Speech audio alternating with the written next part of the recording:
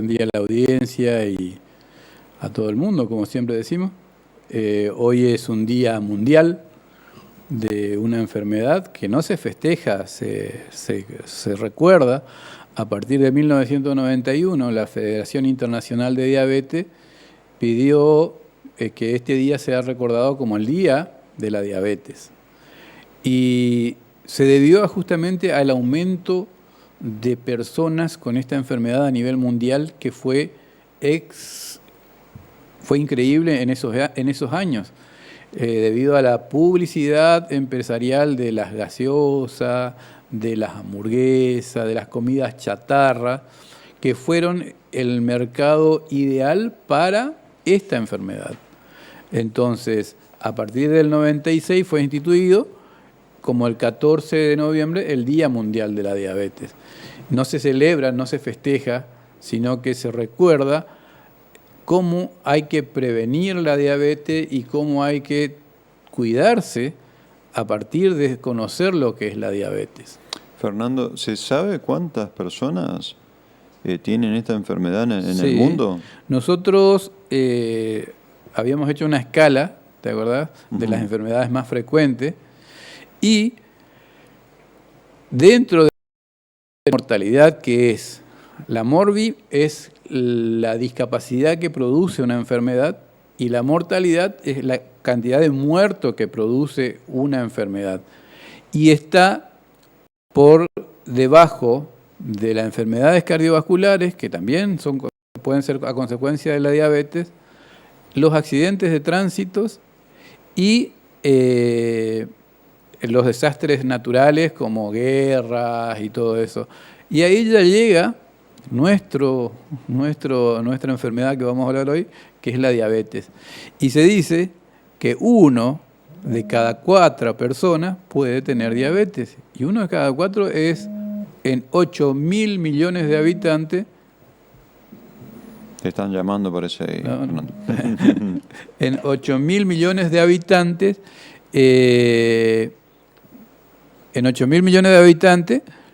son casi 2.000 millones de habitantes, por lo cual es mucha gente, muchas personas, y como te dije, porque yo siempre quiero hablar de diabetes, es porque yo en el consultorio lo tengo todos los días presente a la diabetes y a las consecuencias de la diabetes, como ser heridas en los pies, la insuficiencia renal, la dificultad visual, las heridas a repetición, el mal aliento. Hay una infinidad de cosas, inclusive las personas que no pueden dormir porque se tienen que levantar a la noche a hacer pis, tienen lo que se llama nicturia, ¿sí? Esas personas que tienen hambre, comen y no engordan, también es la polifagia, que significa quiere comer, y la polidipsia, que va a hacer pis todo el tiempo. Entonces, tenemos poliuria, polifagia, polidipsia. ¿Qué significa? Poliuria tiene ganas de hacer pis, polidipsia tiene ganas de tomar agua y polifagia tiene hambre. Esa es la característica principal del diabético. Pero hay distintos tipos de diabetes. Hay el diabético tipo 1, que es el infanto juvenil o insulino dependiente, que el islote de Langerhans, que es una estructura que se encuentra en el páncreas, no produce la insulina o la produce en forma deficitaria, o sea, desestructurada o inviable, por lo cual no tiene la llave el cuerpo como para abrir sus puertas para que ingrese la glucosa a las células. Entonces la glucosa viaja por toda la sangre, produce daños a nivel vascular y a nivel neurológico y no produce lo que tiene que producir, que es la alimentación de la persona. Nosotros sabemos que para saber si una persona es diabética tenemos que hacer un diagnóstico tanto clínico como de laboratorio. Ahora hay estructuras que se ven y se puede estudiar el historial de glucemia dentro de una persona. Por ejemplo, se le puede pedir la glucemia para saber cómo está en el día, o se le puede pedir una hemoglobina glicosilada para saber cuál es su historial de glucemia en todo su cuerpo durante un tiempo determinado. Por lo cual es importante hacer eso, y a su vez también tenemos lo que se llama la curva de la tolerancia de la glucosa, que es darle de beber un poquito de azúcar en suero para que después en 2 horas sacarle la sangre y ver qué capacidad o qué biodisponibilidad tuvo esa glucosa dentro del cuerpo. Y es la forma de diagnosticar si esta persona es o no diabética. Bueno, me quedé pensando en los casos de las personas que son con la insulina dependiente, Sí. ¿no? O sea, en estos casos en particular, son dependientes toda la vida. Toda la vida, porque el islote de Langerhans, que es una estructura que forma la insulina, puede estar estropeada o fue atacada por un anticuerpo del cuerpo, o no se generó directamente sobre en el periodo de gestación del bebé y directamente nació sin eso, o por una parotiditis también puede producir, o una pancreatitis también puede producir la ruptura de esos islotes, por lo cual no puede producir la insulina. Y la persona sí o sí necesita de la insulina para que la insulina realice el trabajo. No hay un sustituto de la insulina. La insulina tiene que ser utilizada sí o sí. ¿Se puede utilizar medicamentos? Sí, se pueden utilizar medicamentos. Hay medicamentos que ayudan a la diabetes, pero cuando una persona no produce insulina, la única forma de ayudarle es con insulina. El diabético insulino dependiente generalmente es joven y menor de 40 años y tiene que vivir toda su vida dependiendo de ahora llamadas lapiceras de insulina. En cuanto a los alimentos, Fernando, ¿cuáles son los alimentos que no nos conviene consumir o que realmente estarían prohibidos con respecto a esta enfermedad? A esta enfermedad hay alimentos que están prohibidos en las personas que son insulinodependientes. Por ejemplo, los que son diabéticos insulinodependientes no pueden tomar glucosas como gaseosa, como almidones, como ser chipa, reviro, todas esas cosas que en este momento de lluvia está lindo para comer, ellos no pueden. En cambio, el no insulino dependiente, que es el de mayor de 40 años, puede hacer una alimentación mixta y variada, y lo único que se le pediría es tener cuidado con las comidas que pueden llegarle a hacer mal. La consecuencia de la aparición de la diabetes fue la aparición de la obesidad mórbida. La obesidad mórbida es una obesidad muy grande en la cual las células del ser humano, como está revestido por glicoproteínas y lipoproteínas, al tener un exceso de grasa, tapa los receptores. Entonces, llega la insulina y no encuentra la cerradura donde activar el receptor, por lo cual no puede abrir para que ingrese el azúcar. Por eso, la dieta es importante y evitar la obesidad. Hay personas que te llegan al consultorio y te dicen, doctor, yo no puedo dormir en toda la noche. Y vos le preguntás, ¿por qué? Porque me levanto a hacer pisto de la noche. Y eso es uno de los síntomas de la diabetes. ¿Y qué más tenés? ¿Tenés mucha sed? Sí, tengo mucha sed. Le haces una pregunta para descartar que no sea la próstata, y justamente ahí te das cuenta de que la persona puede ser diabética. Se le pide los laboratorios, y en los laboratorios sale la glucemia alta, la hemoglobina glicosilada alta, que me está diciendo que hace rato está con diabetes, y lo que se llama la curva de la glucemia también alta. Entonces ahí yo diagnostico que esa persona es diabética. Y el diabético no se cura, se trata, ¿sí? Como habíamos hablado también del hipertenso. Siempre tenemos que tener una visión expectante de nuestro paciente. ¿Qué significa? Si yo le estoy diciendo, cuídate en la dieta, salí a caminar, que es uno, ahora en Candelaria, gracias a las plazas que hay, veo que la gente camina, hace deporte, hay gimnasio, hay una generación de la actividad física muy importante. Dice, pero hay gente que se muere haciendo actividad física, pero es la mínima, ¿sí? Y hay muchos que se salvan por hacer actividad física.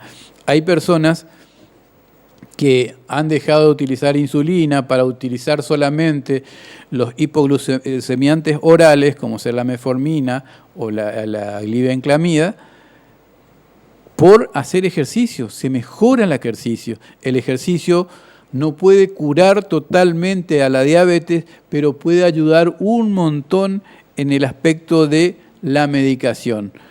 Una persona que es insulino dependiente, si tiene un régimen de actividad física, puede dejar de serlo en el caso de ser el diabético tipo 2, que es insulino dependiente. ¿Por qué?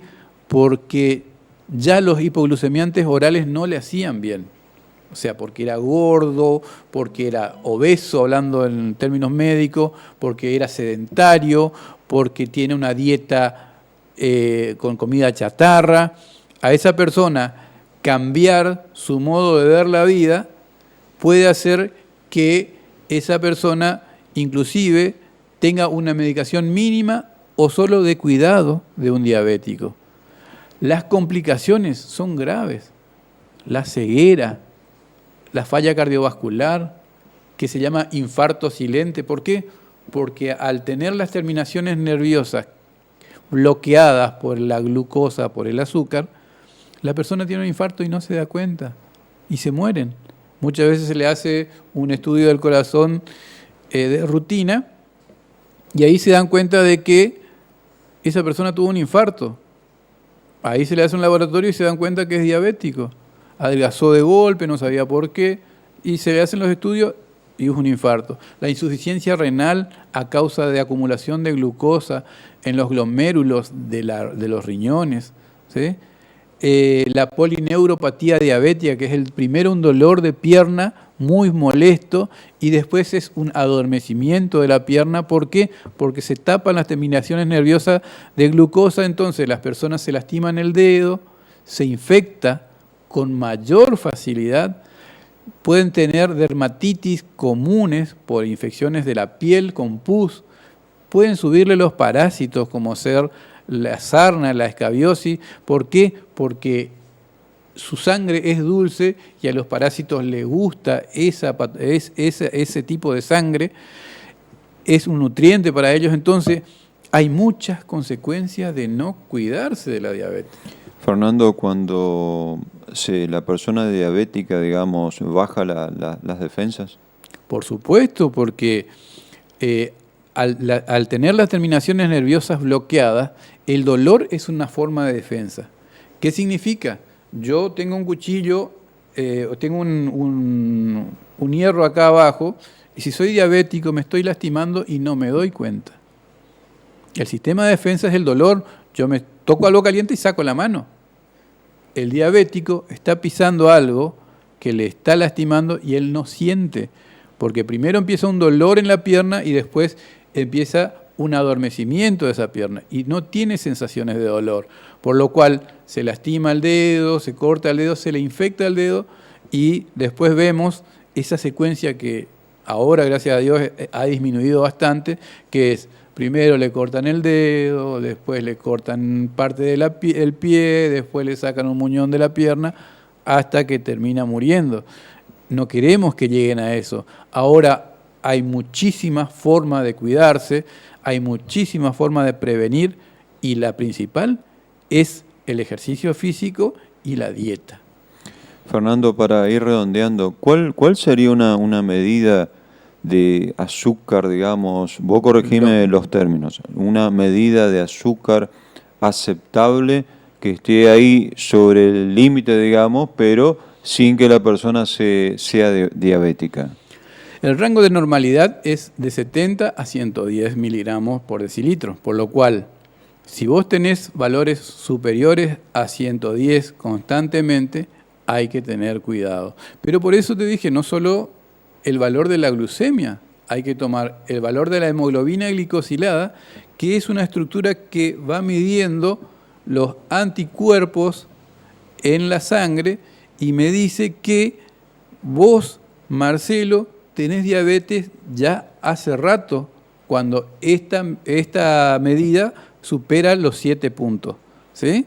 Quiere decir de que esa persona se hizo un análisis y tiene mayor a 7 la hemoglobina glicosilada, quiere decir de que hace rato viene con historial de diabéticos sin ser determinado por su doctor o por él mismo. Entonces, esa persona tomó como la nicturia, por ejemplo, acostarse, hacer pis a la noche como algo normal y nunca fue a verificar por qué.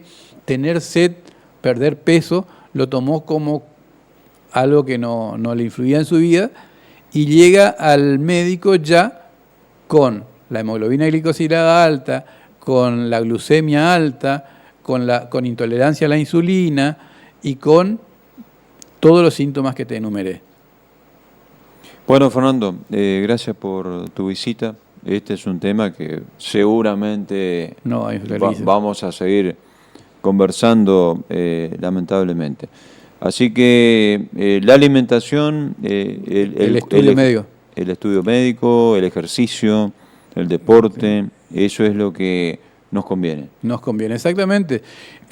Para ir cerrando, te voy a contar de que las mamás embarazadas pueden tener diabetes gestacional, por lo cual es importante que los colegas en zona como la nuestra, en zona como yendo a Cerro Corá o a Profundidad o a Fachinal o a Loreto, a esos lugares que por ahí el médico se va 1 o 2 veces al mes, si esa persona puede pedirle glucemia y hemoglobina glicosilada y una tolerancia a la glucosa a una mujer embarazada para saber si no tiene lo que se llama diabetes gestacional, que si es bien tratado se puede ayudar mucho al bebé. Bueno, acá hay saludos al doctor. Me atendió a Joel Ojeda hace unas semanas, dice. Gracias. Bueno, ahí están tus pacientes que te están escuchando. Bueno. Repetimos para el cierre, horario de atención en tu consultorio. ¿Dónde queda tu consultorio? Mi consultorio acá en Candelaria queda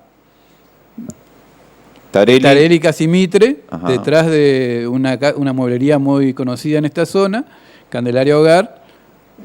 Pago la propaganda si hace falta. Y bueno, al lado del IPS. Entonces, ese es el lugar. Atendemos todos los días a partir de las 4 de la tarde, pero miércoles y jueves atendemos solo 1 hora de 4 a 5 porque tengo otros consultorios y otros trabajos. Bueno, gracias Fernando. Hasta la próxima. Hasta la próxima y saludo a Fernando y a Lisandro, que son mis niños que me dijeron que me van a estar mirando. No te olvides, pues. Sí. Te van a recibir en tu casa. Saludos, Marcelo. Bueno, gracias.